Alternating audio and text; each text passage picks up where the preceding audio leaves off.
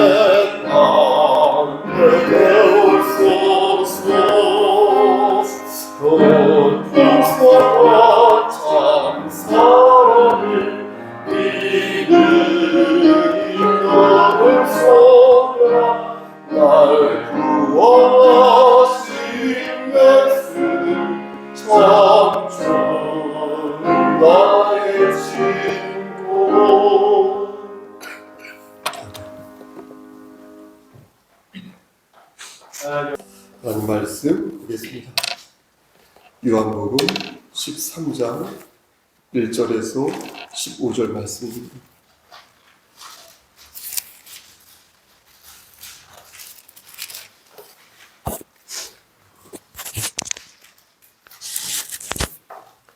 요한복음 13장 1절에서 15절 제 성경으로 신약 169쪽입니다. 교독 후에 합독하겠습니다. 6월절 전에 예수께서 자기가 세상을 떠나 아버지께로 돌아가실 때가 이른 줄 아시고 세상에 있는 자기 사람들을 사랑하시되 끝까지 사랑하시니라.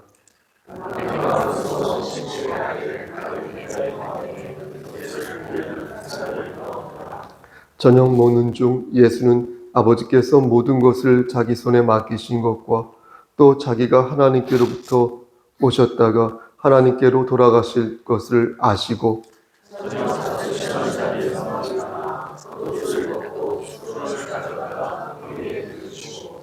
이에 대하여 물을 떠서 제자들의 발을 씻으시고 그 두르신 수건으로 닦기를 시작하여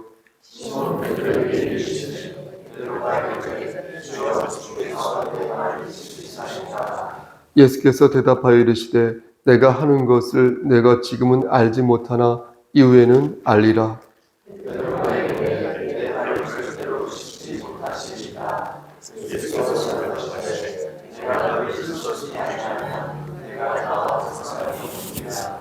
시몬 베드로가 이르되 주여 내 발뿐 아니라 손과 머리도 씻어 주옵소서.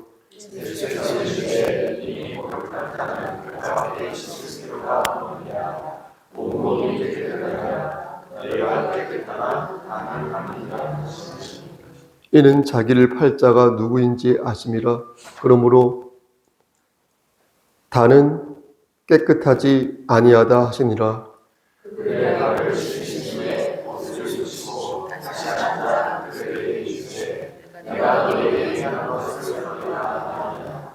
너희가 나를 선생이라 또는 주라 하니 너희 말이 옳도다.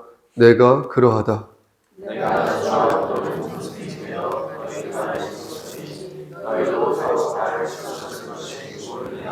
합독합니다. 내가 너희에게 행한 것 같이 너희도 행하게 하려 하여 본을 보였노라. 아멘. 기도하십니다. 하나님, 이 시간 간절히 원하는 것은 우리 김원 집사님과 김목연 집사님을 위해 기도합니다. 하나님, 이들에게 함께 하셔서 귀한 가정 삼아주시고 복의 복을 더하셨사오니 하나님 끝까지 책임져 주시고 끝까지 사랑하여 주시옵소서. 우리 목연 집사님 몸이 좀 안 좋은데 하나님께서 건강으로 회복시켜 주시고 하나님 이 가정에 역사하시사 이 가정을 통하여서 많은 죽어가는 영혼들이 예수 만나 영원한 생명 누릴 수 있도록 은총 베풀어 주시옵소서. 하나님 아기에게도 함께 하셔서 건강을 지켜 주시옵소서. 이 시간 하나님 말씀을 대언하고자 합니다.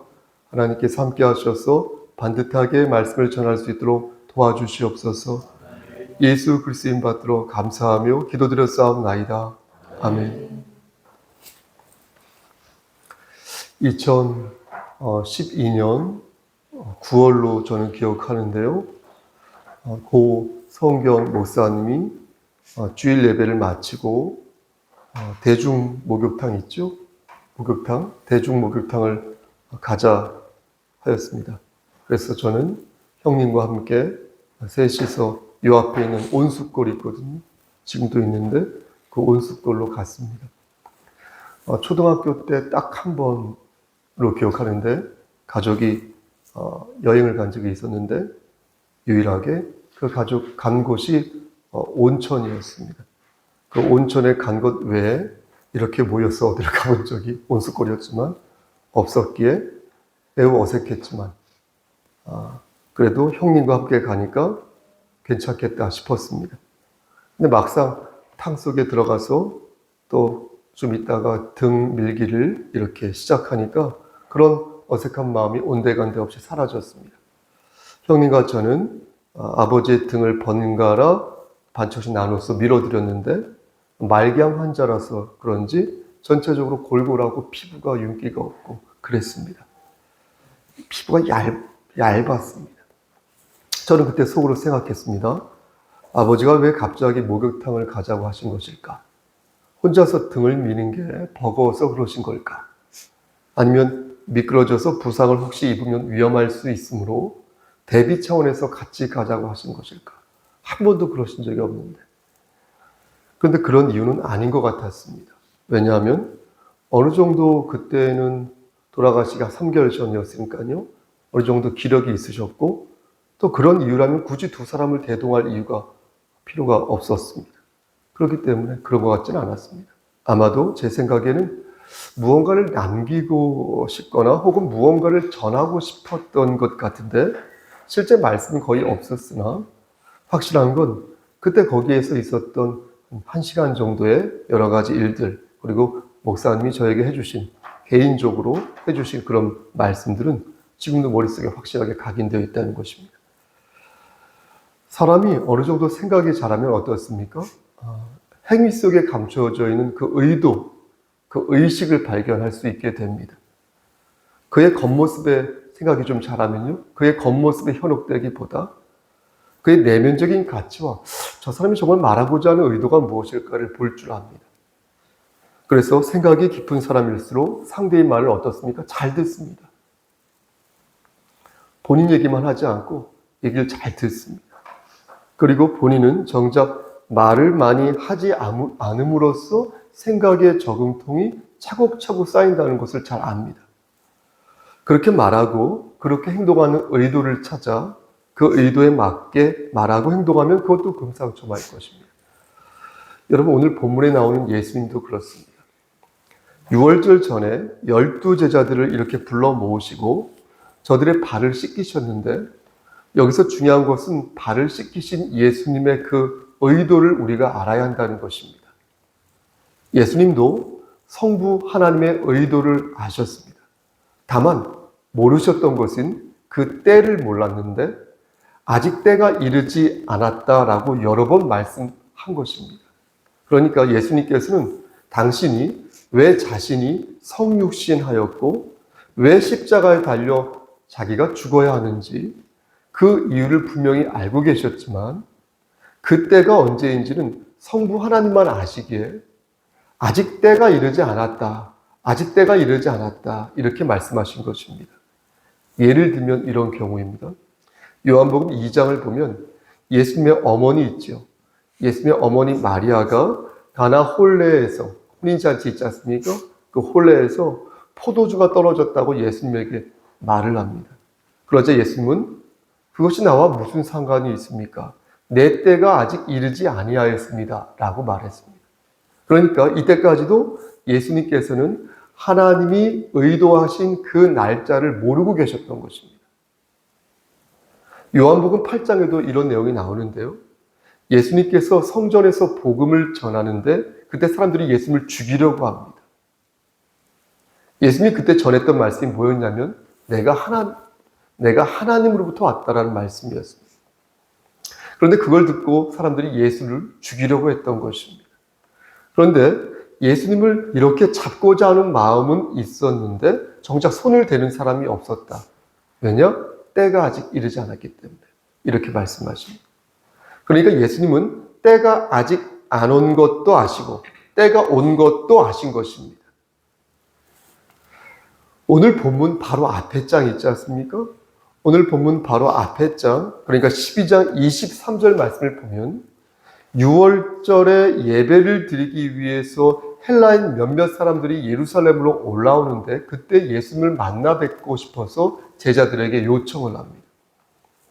제자 빌립은 6월절을 앞두고 이방인을 예수님 만난다는 것에 대해서 부정하게 생각하여서 이 빌립은 곧바로 예수님에게 그들을 인도하지 않고 안드레와 이를 상의하는데 이런저런 이유로 합의를 본 것 같습니다. 그래서 예수님에게 찾아가서 이방인이 선생님을 뵙고자 합니다 라고 말을 합니다. 그런데 그때 예수님께서는 상황과 맞지 않은 동문서답을 하십니다.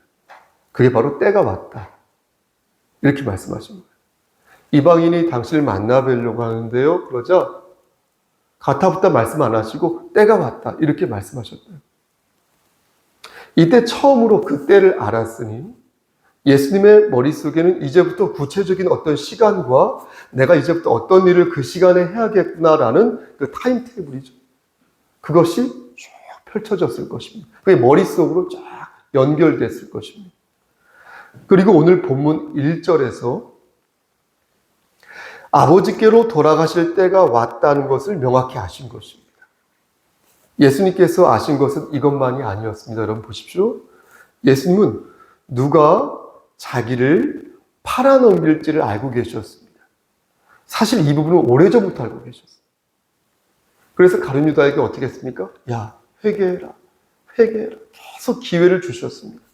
하지만 유다는 그 기회를 모두 사탄에게 팔아넘겼고 사탄의 영원한 지배 아래 그로 인해서 들어가게 되었습니다.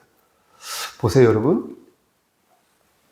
가끔 예수님을 판 주체가 가룟 유다인지 사탄인지 헷갈려하는 분들이 있는 것 같습니다. 보십시오. 예수님을 팔아넘긴 주체는 가룟 유다인 것이지 사탄이 아닌 것입니다. 사탄은 그에게 죄를 지을 것을 이렇게 제안한 것이지 사탄이 직접 죄를 지은 것이 아니라는 것입니다. 마치 사탄이 하와를 유혹하여 하와가 그 제안을 받아들여서 선악과를 먹은 것처럼 가룟 유다 역시 사탄의 제안을 받아들여서 자신의 영혼을 파우스가 메피스토펠레스에게 팔아넘긴 것처럼 사탄에게 팔아넘긴 것입니다.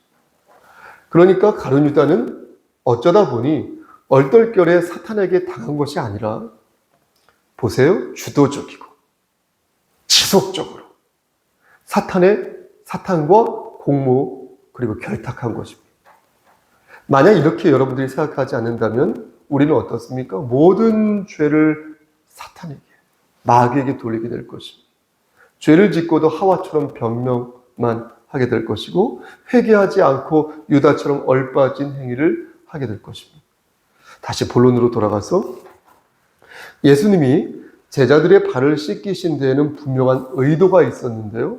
그것은 자신이 성부 하나님에게로 돌아갈 때가 왔다는 걸 알게 되었고 그래서 오래전부터 생각해왔던 그 일을 하시기로 작정하신 것입니다.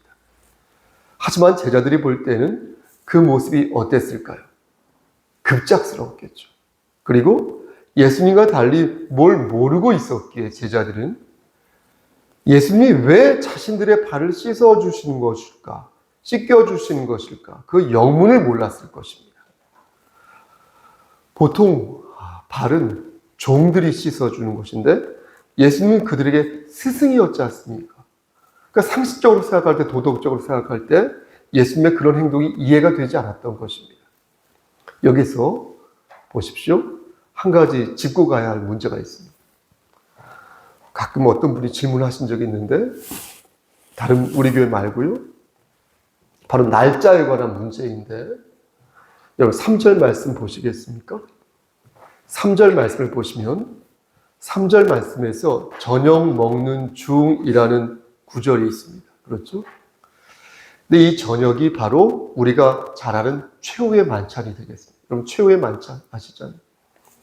근데 최후의 만찬은 금요일에 있었잖아요. 근데 요한복음에는 6월절 전이라고 했거든요. 그렇죠? 그러니까 목요일로 이해가 되는 것입니다. 그러니까 최후의 만찬은 실제 목요일에 있었는데 마태, 마가, 누가복음, 공간복음에서는 그 만찬을 금요일에 나눈 것처럼 기록되어 있다는 것입니다. 이걸 가지고 질문하는 분들이 있고 헷갈려하는 분들. 왜 그랬을까? 그 이유는 최후의 만찬을 금요일에 6월절 만찬을 했으니까 최후의 만찬은 목요일 날에 있었는데 이 최후의 만찬을 금요일 6월절 만찬과 이렇게 연결함으로써 의미를 두기 위해서 그렇게 마태, 마가, 누가는 그렇게 금요일에 한 것처럼 기록했다는 것입니다. 그러니까 학자들마다 견해가 조금씩 다르지만 대충 이 정도로 이해하시고 혹시 질문이 있거나 질문을 받을 때는 그렇게 답하시면 어떨까 싶습니다. 그러니까 한마디로 말씀드려서 그 제도의 의도적인 그것에 대한 그 의도적인 의미화다 이렇게 말씀드릴 수 있겠습니다. 예수님께서 제자들의 발을 씻기려 하자 베드로가 어떻게 했습니까? 받아들일 수 없어. 거부했습니다. 6절 말씀 끝부분에 보시겠습니까? 주여 주께서 내 발을 씻으시나이까. 그러니까 이건 뭐예요? 씻을 수 없다는 것이죠. 나는 저 아래에 있는 사람이고 당신은 저 위에 있는 사람인데 내 선생님인데 어떻게 당신이 내 발을 씻길 수 있습니까? 라는 것입니다. 도덕적으로 상식적으로 말이 안 됩니다. 그러지 마십시오 라는 것입니다. 그러자 예수님께서 베드로에게 뭐라고 말씀하십니까? 내가 하는 것을 지금은 네가 모르지만 나중에는 알게 될 것이다. 이렇게 말씀하셨다는 거예요. 어떻게 알게 됩니까, 여러분? 어떻게 알게 됩니까? 그게 바로 보혜사 성령 하나님의 힘이라는 것입니다. 그때 몰랐는데 지금은 알고 지금도 여전히 모르는데 나중에 알 수 있다는 거예요. 그게 바로 성령님의 힘이라는 거예요. 성령의 역사라는 거죠. 여러분 성령님이 하시는 일이 뭐라고 말씀드렸습니까? 크게 두 가지인데 하나는 예수님의 가르침을 깨닫게 하는 것이고 또 하나는 우리를 선한 곳으로 이렇게 인도하시는 것입니다. 우리의 삶을 선도하시는 것입니다. 그게 성령님이 하시는 일이십니다. 예수님께서는 이제 오시게 될 성령 하나님을 알고 계셨던 것이고 그 역할을 너무나 잘 알고 계셨기에 지금 제자들에게는 나중에는 내가 왜 너희 발을 씻긴 것인지 그야말로 합당한 때에 비로소 알게 될 것이다 라는 것입니다. 이렇게까지 말씀하셨는데도 베드로는 막무가내로 거부하였어요. 어떻게 보면 우직해 보이지만 제가 볼 때는 좀 고집스러워 보이는, 또 적당히 좀 하지 싶은 것입니다. 그러니까 나머지 제자들은 알아서 발을 내미는데 왜 자기만 우직한 척 고집을 피우는 것인지 하는 생각도 듭니다. 만약 예수님의 발 씻기가 단순한 퍼포먼스였다면 베드로의 이런 고집이 어느 정도는 많이 이해가 되지만 이거 퍼포먼스가 아니라 분명한 의도와 목적 있는 행위였거든요. 그러니까 베드로는 왜 예수님께서 이렇게 행동하시는 것이지? 거기에 주목해야 하는데 눈앞에 보이는 발 씻기, 그 현상에만 집중하였던 것입니다. 나중에 알게 될 거라고 말씀하셨다면, 예수님께서 그렇게까지 말씀해 주셨으니까, 그렇다면 지금으로 말하자면 때를 따라 성령님께서 역사하실 것이라고 말씀하신 것인데, 그렇다면 그걸 믿고 우리의 발을 내밀어야 그렇게 진정한 그리스도인의 참다운 모습이 아닐까 싶은 것입니다. 여러분 보십시오. 기독교가 다른 종교와 다른 것이 무엇인지 아십니까? 그것은 기독교의 미래는 늘 살아 움직인다는 것에 있습니다. 기독교는 죽은 종교가 아니라는 것입니다. 성령이 살아있는 종교로서 예수를 영접한 자는요, 성령을 받았어요. 성령의 보호 아래 있다는 것입니다. 그게 바로 체험적인 신앙이요. 그게 바로 인격적인 교감인 것입니다. 때를 따라 역사하실 거라는 예수님의 말씀이 있기에 우리는 이 말씀을 근거로 우리의 미래를 확신하는, 걱정하지 마시라는. 아멘. 지금 모르는 것이 있을 수 있죠. 저도 마찬가지. 하지만 깨닫게 될 것이라는 거예요. 하나님께서 주신 그 때에. 지금 내가 넘어지고 내가 쓰러질 수 있어요. 하지만 하나님께서 원하시는 그때에 일으켜 세워주신다는 거예요. 채워주신다는 거예요. 선도하신다는 거예요. 왜요? 예수님의 말씀이 계시므로. 지금 갖지 못한 것을 나중에 가질 수 있으며, 내가 지금 가진 것을 나중에 버리게 하실 수도 있고, 내가 원하는 것이 아니라 내가 필요한 것을 주신다는 거예요. 내가 필요로 하는 것이 아니라 내가 필요한 것을 주신다는 거예요. 예수님께서는 발 씻기를 거부하는 베드로에게 내가 너를 씻기지 않으면 너는 나와 상관없는 사람이다, 이렇게 말씀하셨고, 이에 겁이 난 베드로는 어떻게 했어요? 목욕시켜달라고 얘기했어요. 그러니까 베드로는 여전히 예수님의 말씀을 이해하지 못했던 것입니다. 예수님께서는 분명한 의도를 가지시고 저들의 발을 씻기신 것인데 베드로를 포함한 제자들은 아직 그 의도를 정확히 파악하지 못했던 것입니다. 말씀 마칩니다. 그럼 그 의도가 무엇입니까? 예수님께서 제자들의 발을 씻기신 이유가 무엇입니까? 제가 이 말씀을 왜 준비했게요? 오늘 이것을 아는 건 곧 오늘 본문의 메시지를 아는 것과 같습니다. 다시 말씀드려서 하나님께서 오늘 본문을 성경으로 남겨놓으신 그 이유와 부합한다는 것입니다. 저는요, 이것이 교회라는 공동체를 이루는 데 있어서 가장 큰 이유라고 생각합니다. 그 이유가. 그래서 나 혼자서 독야청청 신앙생활을 하겠다고 하는 사람이나, 하나님 내가 너무나 좋은데요, 목사님. 근데 교회가 싫어서 교회 나가기 싫어요. 목사 꼴 보기 싫어서 나가기 싫어요. 어떤 사람 보기 싫어서 나가기 싫어요. 라고 말하는 분들에게 매우 필요한 말씀이라고 생각합니다. 다시 묻는 것입니다. 예수님께서는 무슨 의도로 제자들의 발을 씻기신 것입니까? 지금은 너희가 모르지만 나중에는 알게 될 것이라고 말씀하셨는데 대체 뭘 알게 된다는 것입니까? 여러분, 이때까지 제자들은 교회가 무엇인지 몰랐습니다. 각자 내가 이렇게 열심히 예수님 따라다니면서 신앙생활 하면은 예수님 따르다 보면은 어떤 한 자리 좀 얻겠지, 부귀영화 누리겠지라고 생각했습니다. 그래서 내가 남들이 부러워하는 그 자리에 올라가겠지라고 생각했습니다. 여러분, 그들은 눈꼽만큼도 예수님께서 그런 식으로 십자가에 달려서 죽을 거라고 생각하지 못했습니다. 그리고 그들은요, 눈꼽만큼도요, 사흘 만에 예수님께서 부활하실 거라고 생각하지 않았고, 그렇게 엮여서 진리를 사수하고 진리를 전하는 그런 그리스도인이 될 줄 눈꼽만큼도 몰랐어요. 그런데 그렇게 되고 만 것입니다. 그리고 그렇게 순교하고 만 것입니다.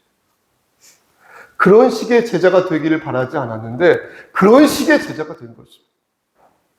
십자가를 지고 좁은 문으로 가기를 바라지 않았는데 십자가를 지고 좁은 문으로 가게 됐다는 것이에요. 그러한 그리스도인이요, 그러한 교회 공동체가 되었다. 예수님 저들의 미래를 보신 것이고 저들은 아직 그 미래를 보지 못했다. 예수님은 보셨기에 너희가 알게 될 것이다. 이렇게 말씀하신 것입니다. 그래서 예수님께서는 제자들의 발을 씻기신 것입니다. 너희가 앞으로 발을 씻겨야 할 일이 정말로 많이 있을 것이니 지금 내가 너희들 앞에서 하는 것처럼 너희도 그들의 발을 씻겨야 할 것이다. 이렇게 말씀하셨다. 사랑하는 우리 송석교회 성도 여러분, 믿음이 있다라고 말을 하면서 교회를 기피하는 사람들이 정말 많습니다. 자신은 하나님을 진심으로 믿는다라고 말을 하면서 교회를 전전하는 사람들이 있습니다. 저는 그런 사람들에게 묻고 싶습니다. 당신이 받은 은혜를 당신은 한 번이라도 사람들에게 나눠준 적이 있습니까? 당신이 받은 사랑을 당신은 한 번이라도 사람들에게 베풀어 본 적이 있습니까? 예수님께서 제자들의 발을 씻기신 이유는 겸손과 섬김의 본을 보이시기 위해서 그렇게 하신 것입니다. 발을 씻기는 퍼포먼스를 따라 하라는 말씀하신 것이 아니라 어떤 마음으로, 너희가 어떤 마음으로 교회 공동체를 일구어야 할 것인지 그것을 직접 가르치시기 위해 몸소 당신이 시연하신 것입니다. 겸손하지 않는 사람은요, 우리 교회에서 특히 우리 교회는 다 겸손하다고 저는 믿고 있는데 겸손하지 않은 사람은 결국 하나님의 영광을 가리게 될 것이다. 이것을 꼭 기억하시기를 소원합니다. 섬기지 않는 사람 있죠? 이런 사람은요, 결국 하나님을 근심되게 하는 삶을 살게 될 것입니다. 그들은 사사건건 불평과 불만을 늘어놓으며 자신의 지식과 경험을 뽐내는 걸 엄청 좋아하게 될 것입니다. 그들은 자신에게 물어야 할 것입니다. 나는 그리스도 예수 안에서 교회를 섬긴 적이 있는가? 말씀과 기도와 전도와 구제와 제자 양육을 위해서 내가 헌신한 적이 있는가? 교회 공동체는 이래야 합니다. 이래야 하나님이 기뻐하시는 반듯한 교회가 될 수 있습니다. 완벽한 교회는 존재하지 않아요. 완벽한 교회는 없지만 완벽하신 하나님은 계시니 교회된 자로서 완전하시고 영원하시며 무한하신 예수 그리스도 안에서 조금이라도 더 많이 본이 되는 삶을 사시기를 우리를 주에서 구속하여 주신 주 예수 그리스도의 받들어 간절히 축원합니다. 아멘. 기도하십니다. 하나님 주부러운 입으로 말씀을 전하였습니다. 저부터 먼저 섬김에 겸손에 본을 보이는 삶을 살 수 있도록 하시고 발 씻기의 그 의도 속에서 어떻게 내가 살아야 하는지 나를 한 번 더 돌아보는 귀한 시간 될 수 있도록 하시고 하나님 중심의 삶을 살 수 있도록 은총 베풀어 주시옵소서. 예수 그리스도인 받들어 감사하며 기도드려 싸움나이다. 아멘. 이제는 우리를 죄에서 구속해 주신 우리 구주 예수 그리스도의 은혜와 아버지 하나님의 만극하신 그 사랑하심과 성령 하나님의 교통하시고 인도하시는 모든 역사하심이 하나님 말씀 안에서 겸손과 섬김의 도를 따라 하나님께 영광 돌리는 삶을 살기를 소원하는 여기 모인 성도와 그들의 가정과 이 재단과 이 나라 위에 하나님의 사랑하심이 세세토록 함께 계실지어다. 아멘.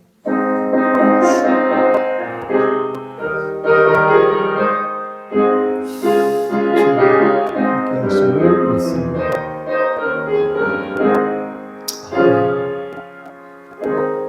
행기도 하십니다.